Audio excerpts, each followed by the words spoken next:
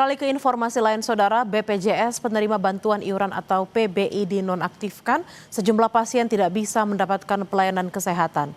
Bahkan seorang warga peserta BPJS Kesehatan PBI terpaksa membayar secara mandiri saat mengetahui kartu BPJS Kesehatannya tidak bisa digunakan saat berobat.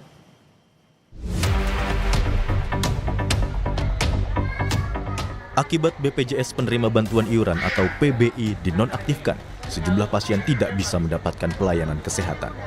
Sebelumnya, Meni, pasien penerima bantuan iuran atau PBI jaminan kesehatan, terpaksa pulang kembali ke rumah dan tidak bisa berobat di rumah sakit umum daerah karena BPJS PBI miliknya dinonaktifkan.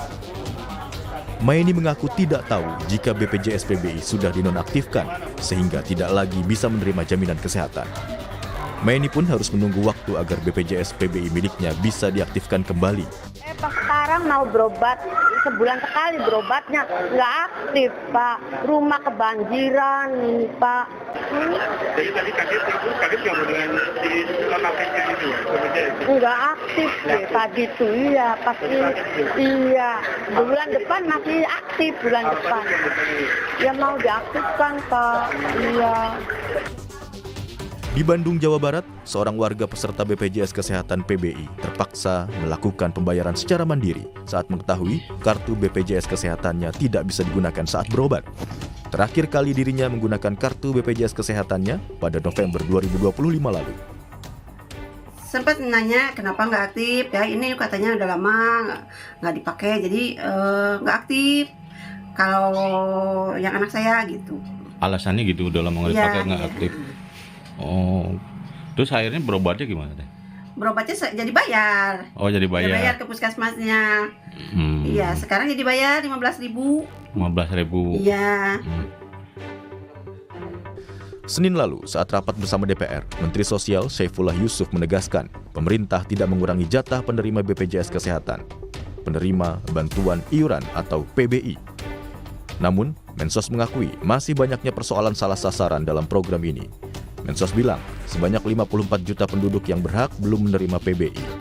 Untuk itu, Kementerian Sosial akan melakukan perombakan dalam penyaluran penerima bantuan iuran jaminan kesehatan agar tidak ada lagi yang salah sasaran.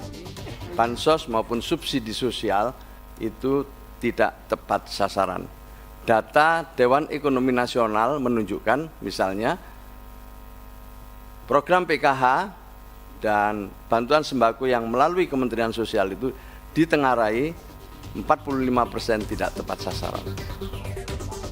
Direktur Utama BPJS Kesehatan Ali Gufron Mukti menjelaskan, BPJS Kesehatan tetap berfokus menjaga akses layanan kesehatan.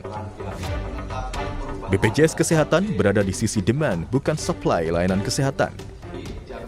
Ini BPJS itu tugasnya umumnya adalah di demand side-nya, sedangkan supply side itu bukan BPJS. Nah, ini orang yang sering salah.